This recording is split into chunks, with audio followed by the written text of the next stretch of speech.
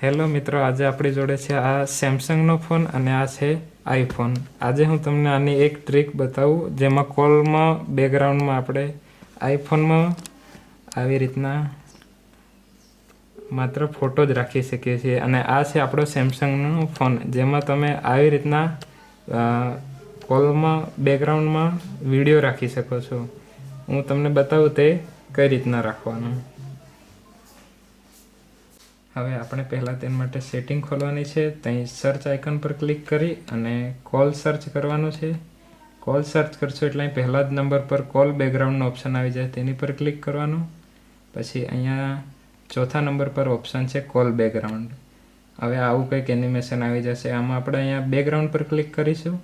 હવે અહીં plus icon પર ક્લિક કરવાનું, સિલેક્ટ ફ્રોમ ગેલેરી.